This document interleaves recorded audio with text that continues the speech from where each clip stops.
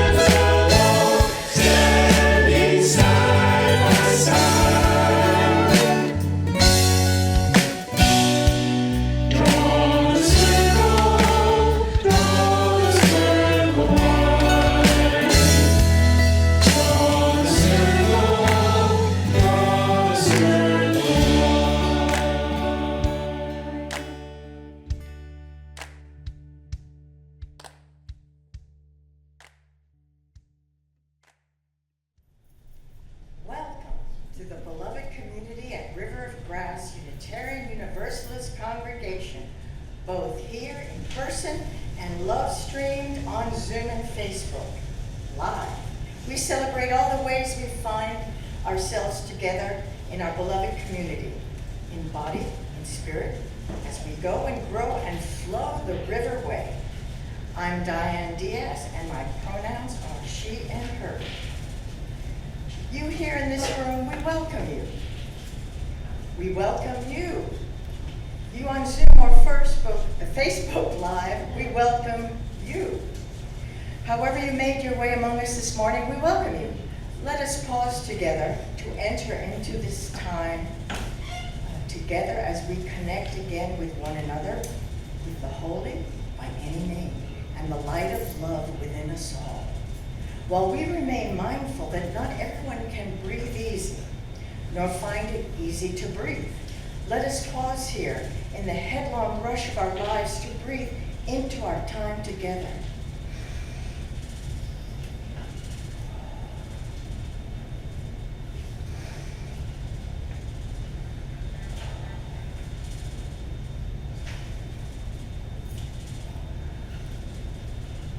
In this congregation, it is our mission to nurture our spirits, love intentionally, and create a just and healthy planet in our enduring search for truth, meaning, and faith.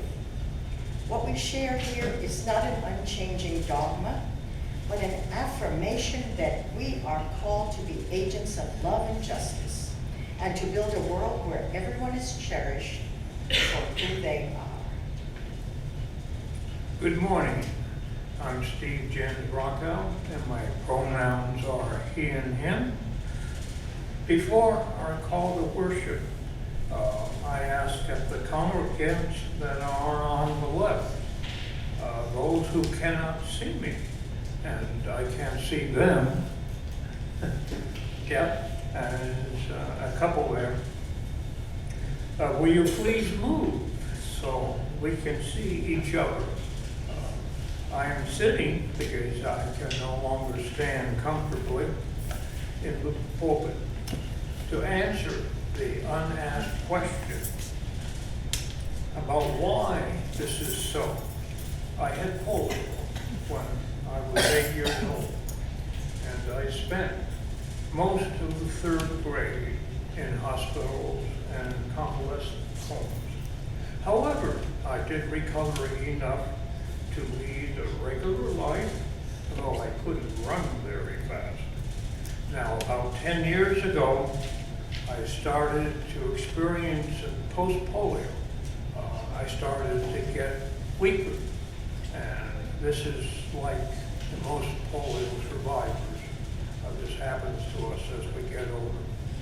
Now, this disability has given me the gift of really enjoying working from my office chair, creating, like this worship service, PowerPoint presentations, or the beautiful banners that we in Spiritual Park are creating that will go up on the wall behind us. So, I guess everybody is moved. Today's service is about the warm, loving memories of a church that I grew up in, the Winchester, Massachusetts Unitarian Society. That experience left incredible, indelible memories in my childhood, and I'm sharing that with you this morning. Now, our theme here for today's worship is for the beauty of the earth. It was written in the 19th century. The music is by Conrad Kocher, who lived from 1786 to 1872, and the words are by poet Sanford Pierpont, who lived a little bit later, 1835, so 1917. So this is an old hymn. The tune is one of the standard hymn tunes. I remember it from my childhood. There is one change that we have made to the lyrics. The refrain at the end of every verse was, Lord of all, to thee we raise. This is our hymn of grateful praise. Now, modern UU hymnal editors have changed Lord to source, so we can be more inclusive of the diversity of beliefs in Unitarian Universalism. Now, I first was able to get this as a video from YouTube, but YouTube is very picky.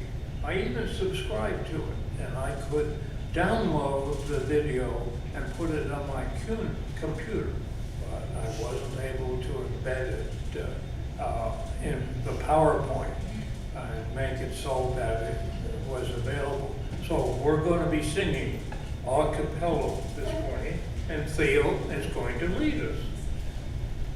So please join us and rise if you're able, singing hymn number 21, For the Beauty of the Earth.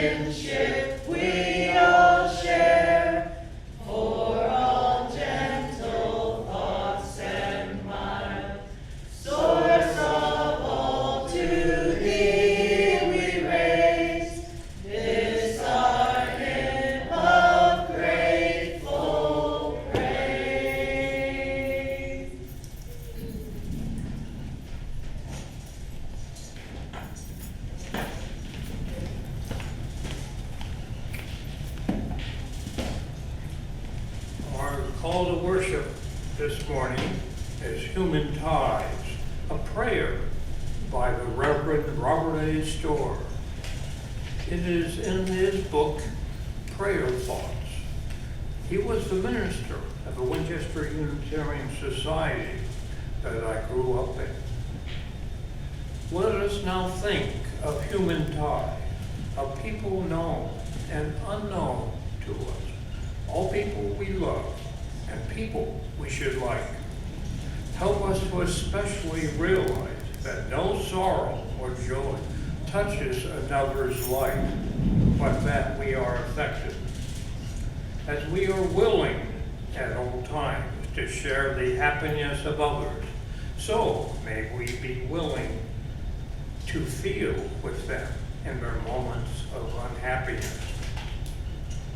Help us especially to realize that the good things of life will not be handled to us simply for the asking.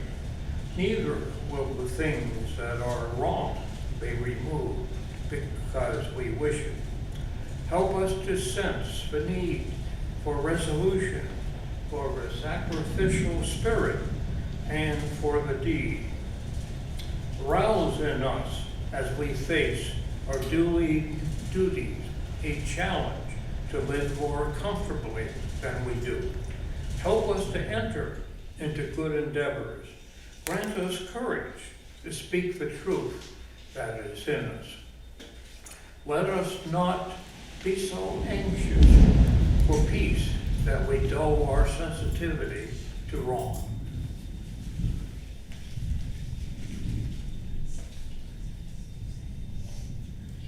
The flaming chalice is a symbol of our Unitarian Universalist tradition, a beacon of religious liberty, shining through generation, now ours to hold high.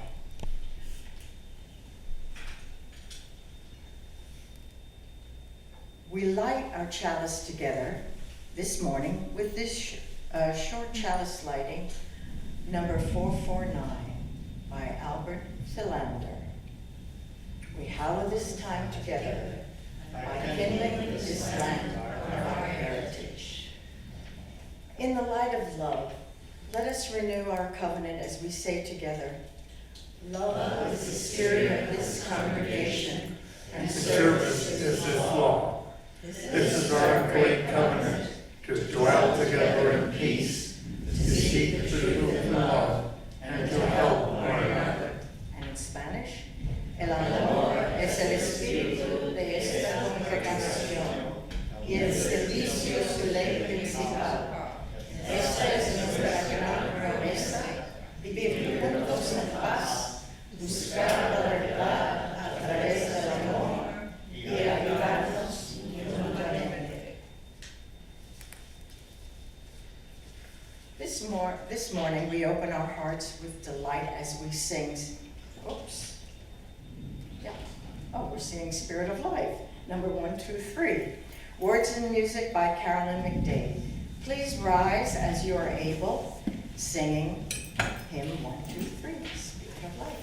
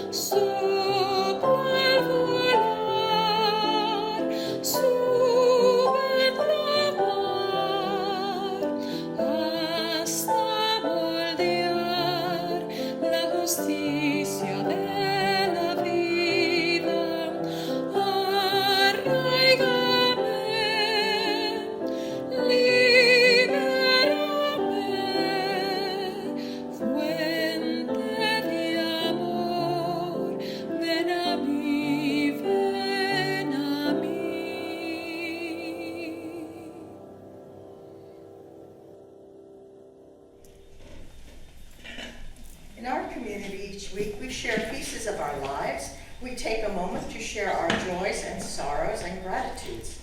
Here with people who love us for exactly who we are, where we are right now. If you're in Zoom, would like to share a thought, a prayer, a joy, or concern with us this moment, write it in the chat and we will lift them up together. And now, in the quiet of this hour, if there's something on your own heart that you wish to mark without words, you're invited to come forward and drop a stone of reflection in this water as we hold one another in sacred community. For as William James wrote, we are like islands in the sea, separate on the surface, but connected in the deep. Let us share a moment of reflection, connecting us to all who are in need.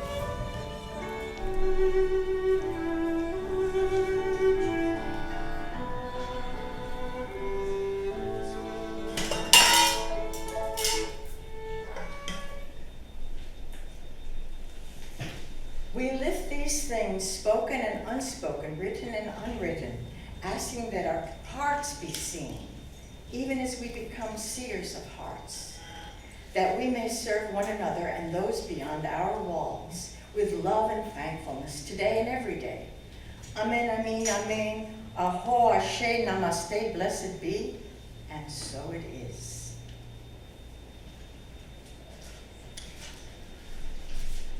My Unitarian heritage is the Reverend Robert A. Storr.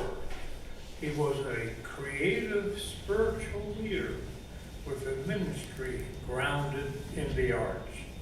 Early in his life, he was a professional actor. He graduated from Meadville, Lombard in 1937, and he was called by the Winchester Unitarian Society in 1950 and served there until 1969. He was my minister for 9 years in my youth.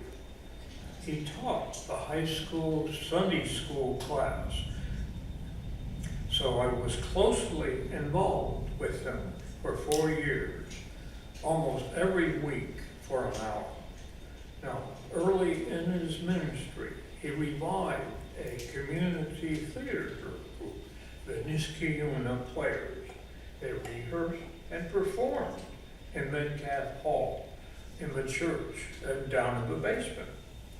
He also organized and led the Sacred Dance Guild, promoting the spiritual practice of dance and the inclusion of dance into liturgical life. I remember them gliding up and down the aisles during worship. Now, my family has a personal connection to Bob Storr. When he was minister, he visited our house occasionally. Now, when he retired from his ministry, and also from the parsonage, he wanted to continue his presence in Winchester, although his main house was up in Maine. We lived in a house on the border with Arlington, and the house backed up to woods and a Boline brook. Now, my bedroom was on the lower level, and it, along with a family room with fireplace on the lower level, looked out into the woods. It was a very peaceful view and very serene. My father took the laundry area and created a kitchenette, which, with these rooms and a bath, created a nice apartment with a separate entrance for Bob. He loved the serenity and the woods. Now, I didn't learn until he lived with us that he was gay. A small group of the church leaders knew that when he was called, but the larger congregation did not. At the time, it was something that was kept quiet and remarkably affirming to me when I learned it. My childhood minister, my spiritual leader, was gay, just like me. My spiritual role model, amazing. Once, when I was home on a visit, he cooked a tasty lobster stew for lunch with me. I fondly remember that meal I shared with him. He was a remarkable, loving, affirming man, very empowering, and he shaped me spiritually. Now, the Reverend Bob Storr is my Unitarian heritage. Moving on to hope, Levi Draheim. Levi Draheim loves the ocean. He lives just a 5-minute walk away from the beach in the town of Satellite Beach, the barrier island he calls home, just south of Cape Canaveral.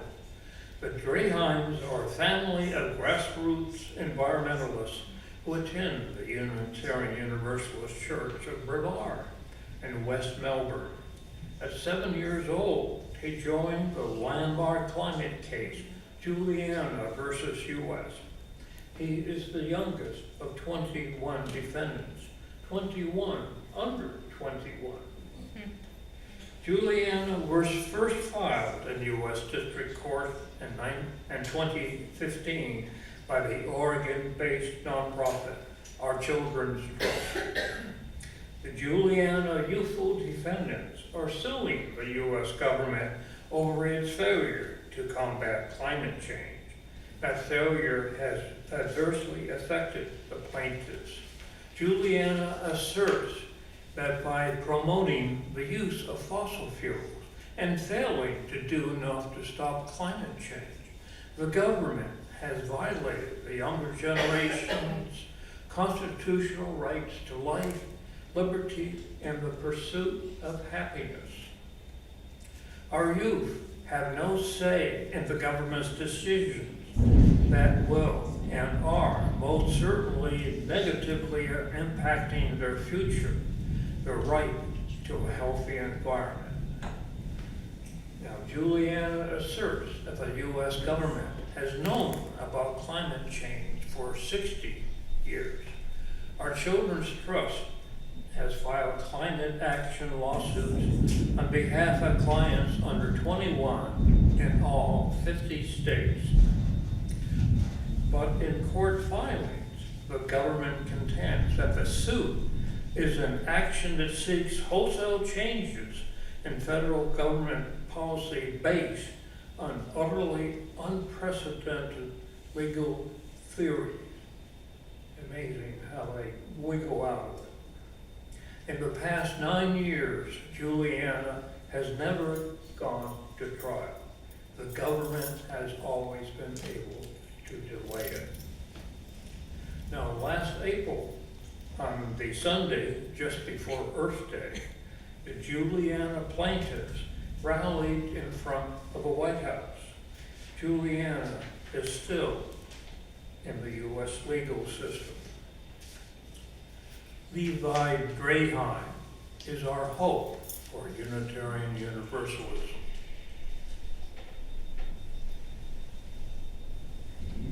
We sustain and strengthen this beloved community and its work in our world through the gifts of our time, our skills, our love, and our money. Each Sunday, half of our undesignated offering go to LifeNet for Families, which provide meals, clothing, and support for those in need here in Broward County. The other half supports our mission and ministry at River of Grass. Ushers, please come forward. You can come a little more forward. Yeah, to receive this offering.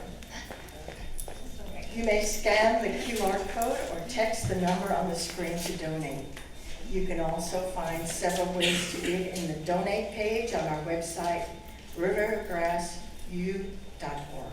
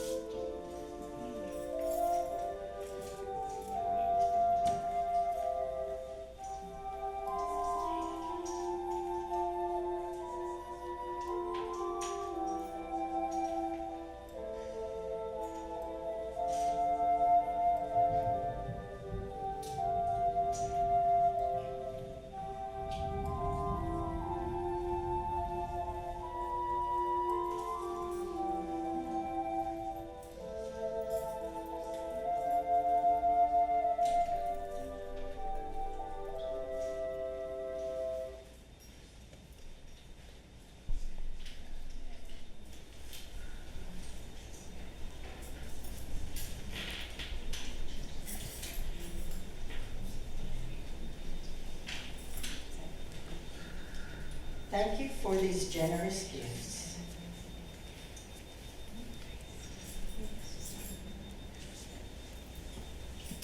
Today's wisdom story, hey you two. Come on here.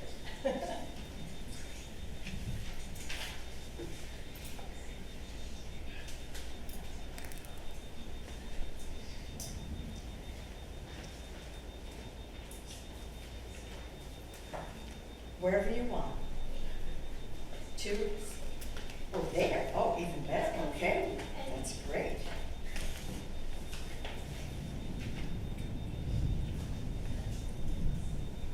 Today's wisdom story is called And It Is Good. It's from the book A Lamp in Every Corner by Janine K. Groschmeyer. And it's our Unitarian Universalist storybook. And it is good. On a day not so very long ago, in a place not so very far away, a grass seed lay waiting. All through the cold, dark days of winter, the seed waited covered by blankets of earth. In the spring, when the air was warm by the sun and the land was watered by the rain, the seed began to grow.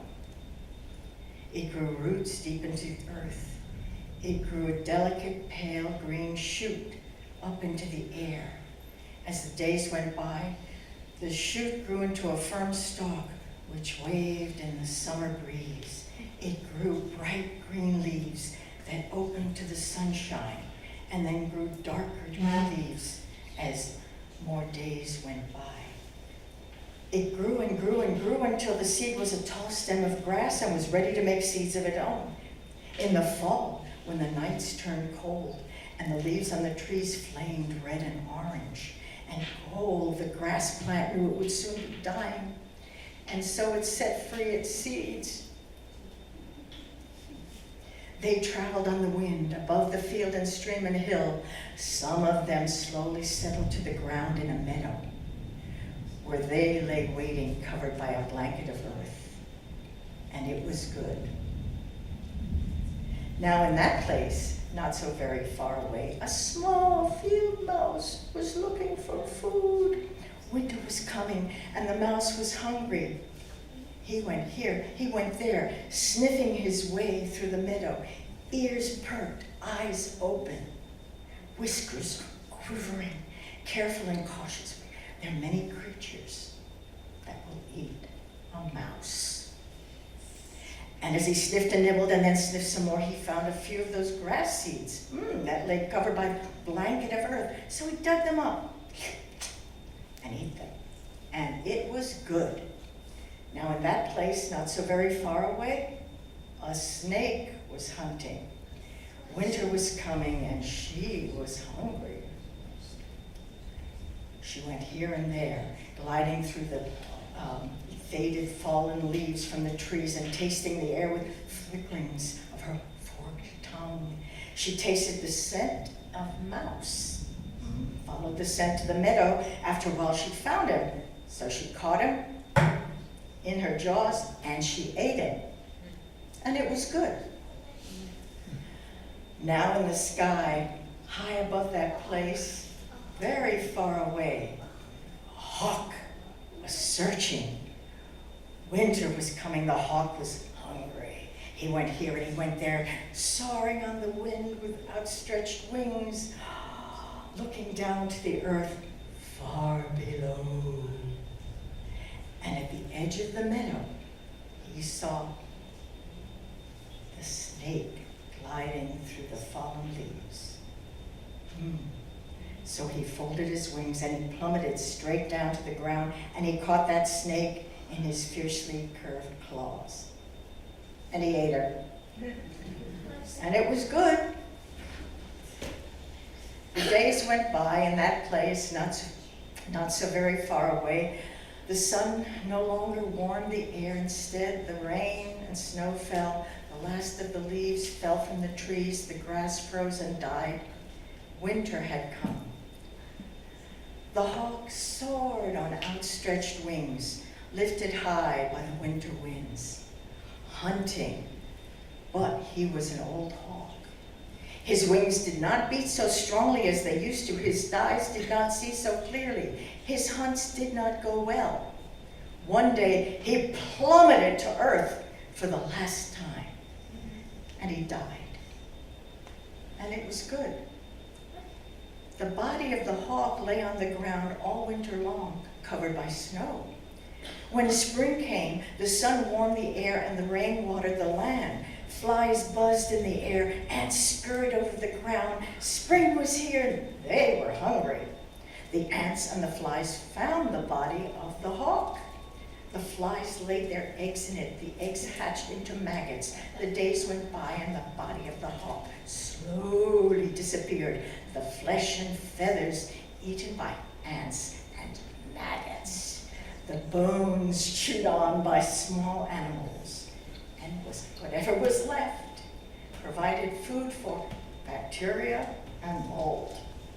In just a few weeks, the body of the hawk had completely melted back into the earth. And it was good. Now in the earth, where the hawk had melted, a seed lay. As spring turned into summer, and the sun warmed the air and the rain watered the land, the seed began to grow. A shot, pale green shoot up into the air. It pushed roots deep into the earth, which was made up from the body of the hawk, who had eaten the snake, who had eaten the mouse, who had eaten the seeds. And it was good. So remember that in a place not so far away, and in all places all around, there is sun, there's rain, there are seeds and mice and snakes and hawks. There are ants and maggots and bacteria and mold. There are crocodiles and humans and plankton and daffodils and mushrooms.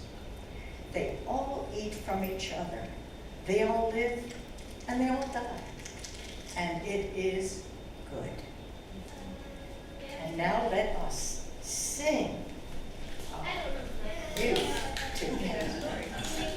We love you and bless you and send you on your way. Hurry up. We love you and bless you today and every day.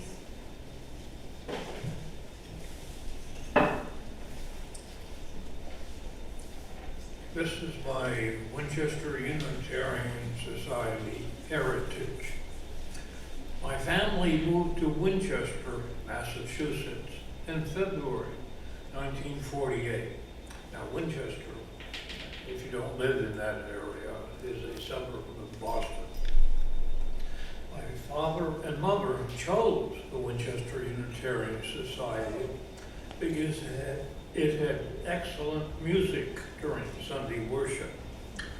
And we had been members of the Unitarian Church in Schenectady earlier.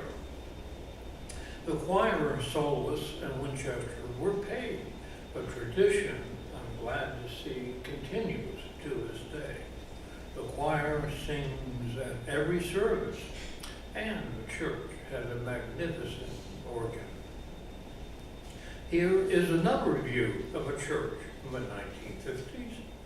Religious education swelled with all the post-war babies.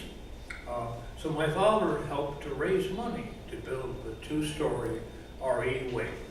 I remember him still dressed in coat and tie, dashing off to church after dinner for a meeting. And he really didn't like meetings, but he went because it was necessary. When he called people to ask them for help, he first thought that he would have better success asking people to do things if they weren't very busy.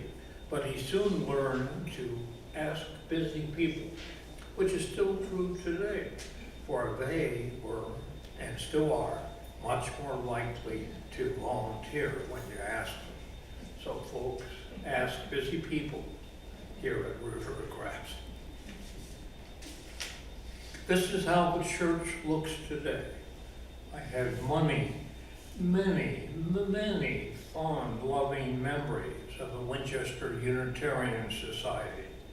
I'm amazed and happy that so many of these reminiscences have stayed with me all these years.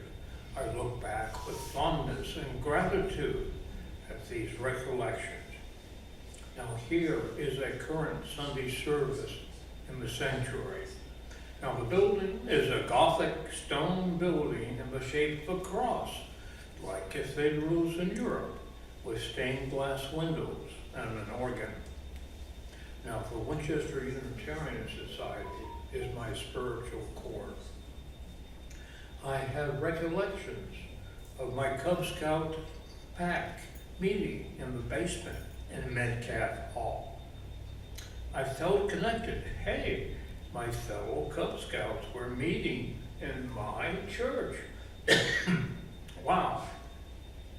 I love playing with my friends when the local Cub Scout den met in a neighbor's house. In 1950, the newly called Reverend Robert A. Storer led my mother's funeral service in the basement chapel. She had been sick with cancer for many years. The service was open casket. I was stricken with grief. My gaze was fixed on her. I even thought I saw her move.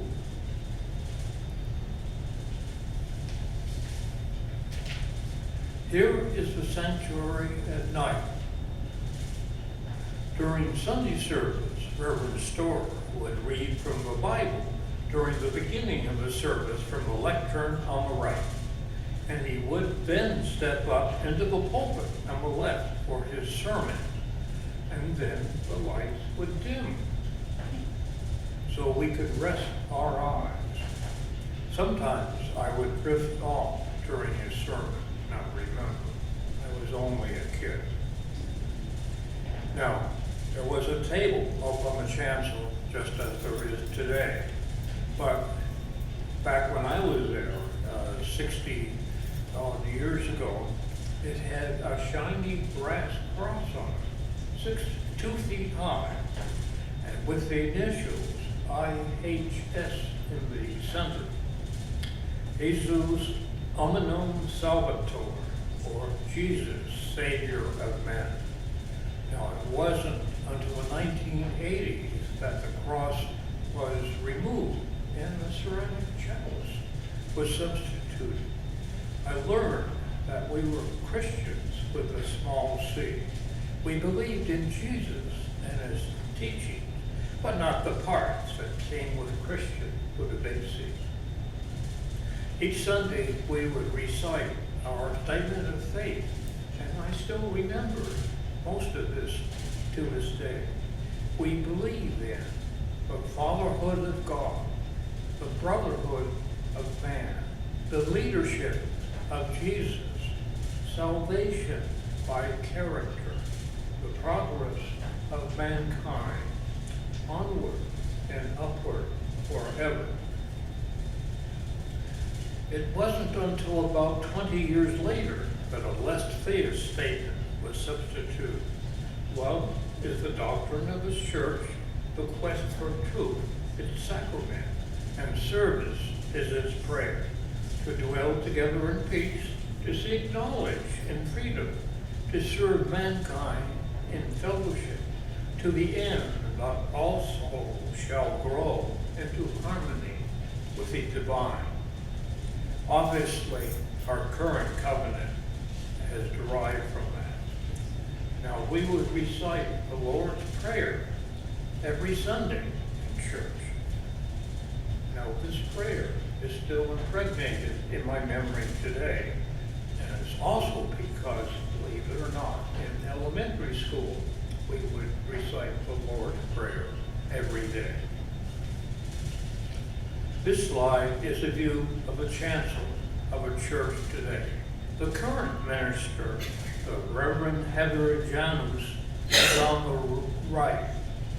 And I'd like to tell a brief story of how I started to get involved with her. I think it was back in January.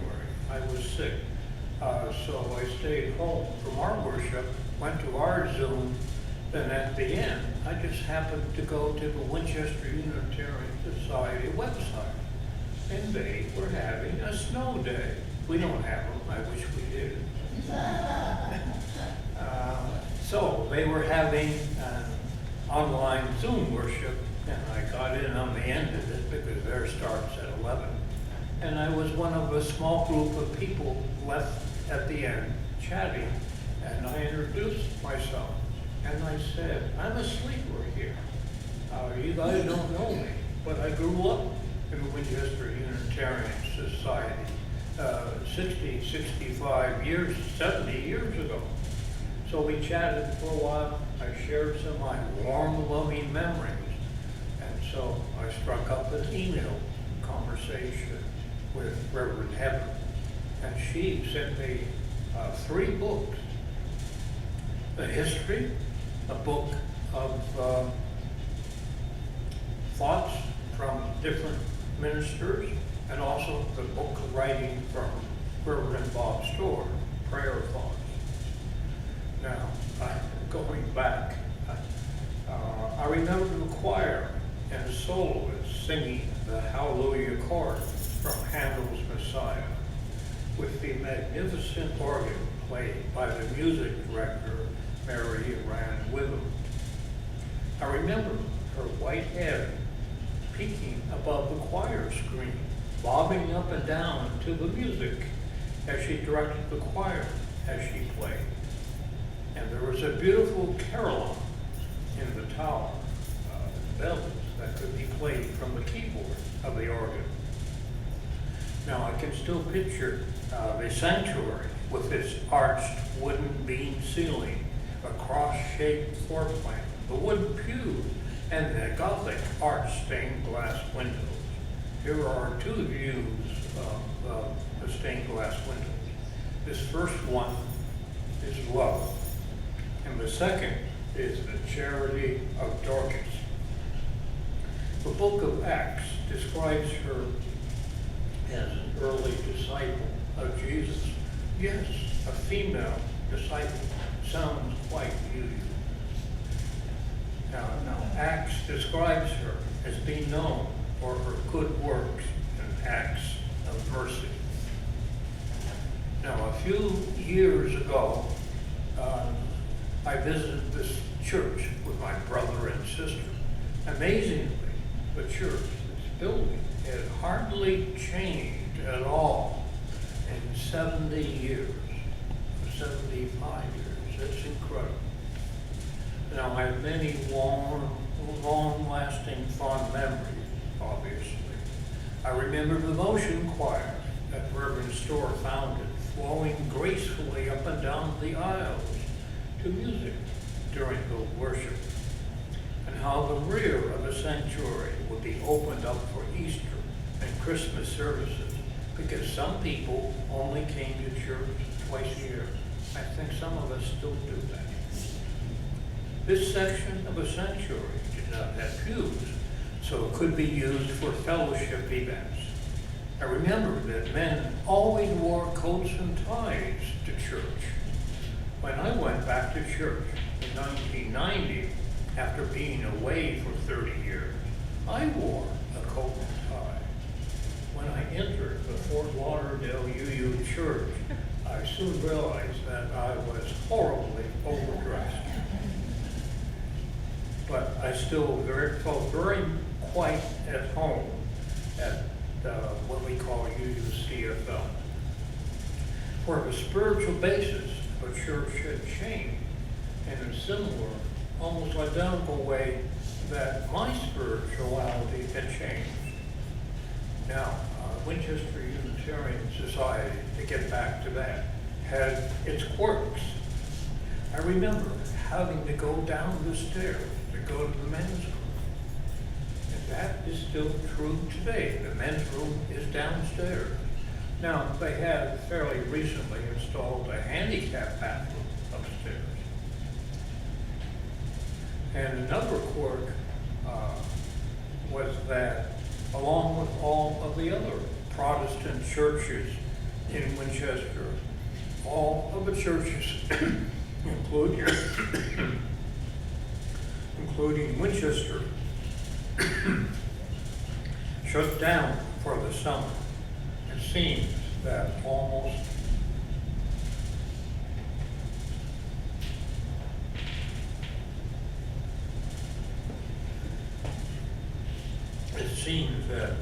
everyone was supposed to go up into the mountains in the summertime in Winchester. You guys that live in New England may remember that. I think it's still going on today. People escape up to the mountains. I remember when the high school next to us was overcrowded, so Winchester Unitarian Society lent the high school use of our classrooms for the overflow. Now, I graduated from Winchester High School in 1959, proud that my church was next door to the high school. Reverend Robert A. Storr was quite involved with the youth in the church, or young people, as we would call them. He taught a 4-year Sunday school course to the high school kids because the upper school met before church. I was amazed that they would teach us just before his Sunday service. He had incredible energy. He was engaging. He did not talk down to us. Frequently, with a smile or a joke. One year, he taught the New Testament. The next year, he taught the Old Testament. The next year, he taught you history, Unitarian history, and the final year was Unitarian theology. I learned things that I remember still to this day. Back then, in the late 1950s, we knew that Unitarians and a Universalist would merge in a couple of years. Now, the respective youth groups had already merged. I remember that Reverend Storr, using his theater passions, restarted the community theater group, the Niskayuna Players, at Winchester Unitarian Society. They rehearsed and performed downstairs. Hey, all of my memories are from 75 years ago. This is half of a history of the Winchester Unitarian Society, or the church was chartered in 1865. Now, in 1870, an imposing wooden church was built right on the town square. Unfortunately, it burned down in 1887, and the current stone church was built on the same small hill on the edge of downtown, visible to all who drove downtown. It was right on Main Street. I was proud that my church was so prominent. Now, back then, everyone knew what Unitarian was in New England, where every town had a Unitarian or Universalist church. Frequently, the first parish church in a town was Unitarian or Universalist, with an very early founding.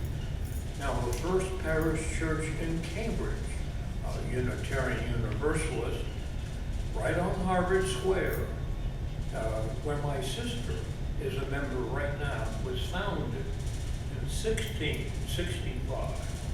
This is, my gosh, it's what, 500 years ago. Yeah, 400 years ago.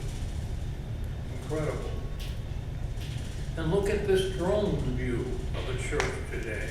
Yeah, it's gotten up to date. Look at the 78 solar panels on top of the RE wing.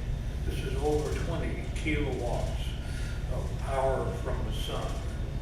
Now, Winchester Unitarian Society is a green sanctuary.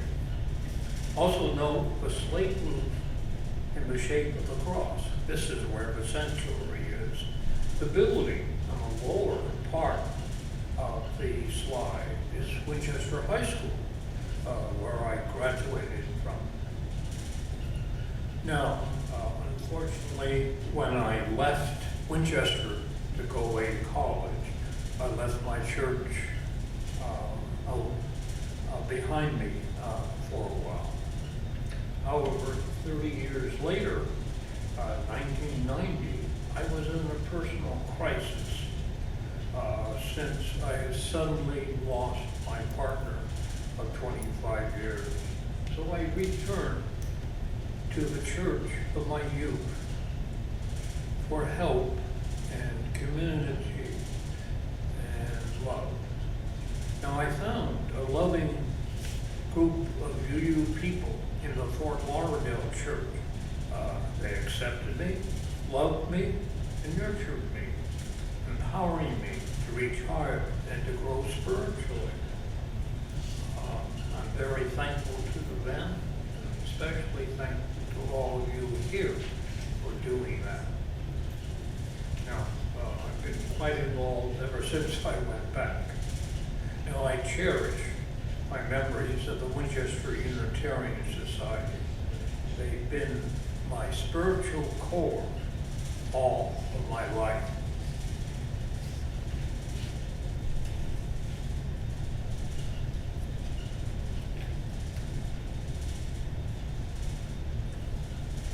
Our closing music this morning, with which we will conclude our worship, is one of our favorites for closing worship, hymn number 1064, Blue Boat Home. Words by Peter Meyer and music by... Anyway, please stand if you are able, and let's sing together Blue Boat Home.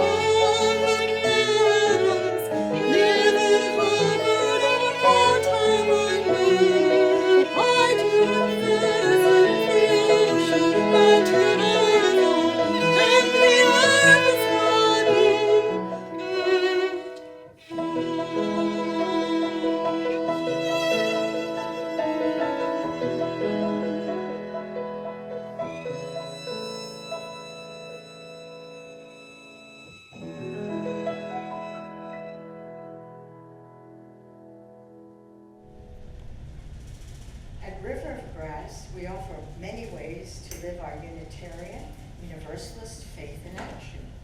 You'll find them in our weekly email, our Facebook page and website, riverofgrassuu.org. And here are some of the upcoming opportunities to fulfill the mission and vision of this congregation, and other announcements for the life of this beloved community. The Women's Group. The River of Grass Women's Group is taking the month of July off. The group will resume meeting monthly on August 4th. Contact Kathy Jens-Rochow at womensgroup@riverofgrassuu.org for more information. The Service and Social Justice and Green Team is sponsoring the free Summer of Heat event on Saturday, July 13th from 6:30 to 8:30 p.m. at River of Grass to show support for the National Summer of Heat campaign. We will have a light supper, speakers, an overview of our Summer of Heat social media campaign, and an opportunity to write postcards to Florida climate voters to help get out the vote for the August primary election. The Summer of Heat campaign is putting heat on the big four banks this summer to stop funding fossil fuels. Broward Climate Alliance, Sierra Broward, the Clio Institute, and the Third Act Florida are also sponsors. For information, Steve Jens-Rochow, ssjgt@riverofgrassuu.org. And come join Spiritual Art here at A9 this next Saturday afternoon at 2 p.m. as we continue painting our new banners. And we have hot off the presses an announcement about the auction. We hope you have marked your calendar for this year's auction. It is on November 16th, 2024. Yep, this year. Something to think about. Do you have a special skill or talent? Can you make it or teach it? How can you share that at the auction? Summer is a great time to work on projects. Questions or ideas about the auction? See Ellie King. There she is.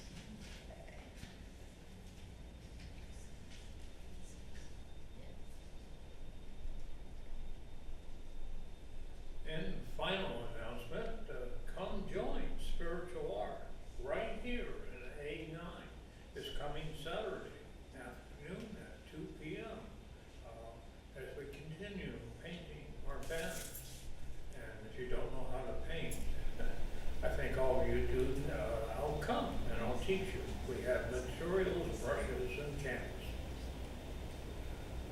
Now, our closing words are by the Reverend Tricia Brennan, minister of the Winchester Unitarian Society from 2013 to 2015. In the end, and in the beginning, and in between, it is all about love. Though none of us love perfectly, all of us can love enough to move mountains. Mountains of despair, mountains of fear, mountains of sadness, mountains of snow. Let us not hesitate to give our resources a measure of love to the world. And here in this community, may love guide us all. Our chalice extinguishing is written by Marjorie Killoran.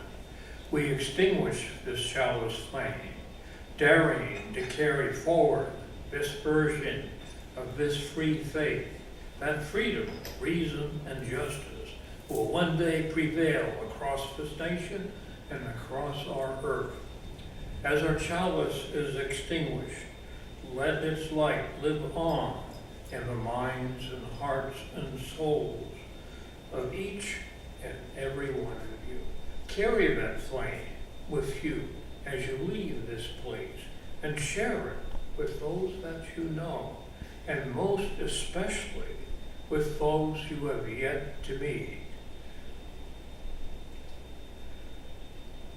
In these changing times, let us be all the more vigilant to hold before ourselves a vision of a world transformed and dare to transform it ourselves to make it so.